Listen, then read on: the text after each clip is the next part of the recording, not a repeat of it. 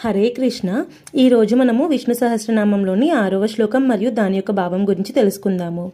అప్రమేయో హృషీకేశ పద్మనాభో మరప్రభు విశ్వకర్మ మనుష్ట్వష్టవిస్తవిరో ధ్రువ. దీని యొక్క భావం ఏమిటి అంటే, ఇంతటి అనంత విభూతిని సృష్టించి అందులో ఒక విలక్షణ జీవిత విధానాన్ని కూర్చిన విధాత తనకేమీ సంబంధం లేనట్టు, ప్రమేయం లేనట్టు అప్రమేయుడే ఉంటాడు. కానీ జీవకోటి అనుభవించే ఆనందానికి, ఆమోదానికి, హర్షానికి, హాయికి ఆధారములైన ఇంద్రియాలను తన చెప్పు చేతల్లో పెట్టుకుంటాడు.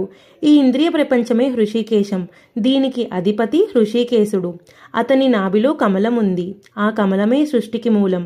ప్రపంచంలో పొందదగిన సంపదలు అన్నీ ఆ పద్మంలోనే ఉన్నాయి. కాబట్టి అతను పద్మనాభుడు.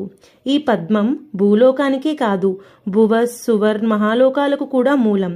మర్త్యులకే కాక అమరులకు కూడా ప్రభువు ఆ పద్మనాభుడే.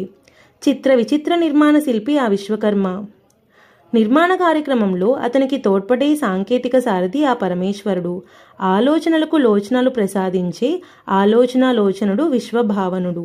సూక్ష్మాతి సూక్ష్మమైన సృష్టికి ఆధారభూతుడైన భూతేశుడు అందరికంటే స్థూలమైనవాడు. ఆకారంలో బ్రహ్మద్రూపి స్థవిష్ఠుడు, వ్యవహారంలో దిట్ట స్థవిరుడు, ఆలోచనలలో గట్టివాడు ధ్రువుడు, చలించనివాడు ఆ ధ్రువుడు. ధ్రువుడు కదలడు. నక్షత్ర మండలమంతా అతనికి ప్రదక్షిణం చేస్తూ పరిభ్రమిస్తుంది. అలాగే విధాత నిలకడగా నిశ్చలంగా ఉంటారు. ప్రాణకోటి అతని చుట్టూ తిరుగుతూ ఉంటుంది. ప్రపంచం అధ్రువం, పరమేశ్వర తత్వం ధ్రువం అని ఈ శ్లోకం యొక్క భావము. హరే కృష్ణ.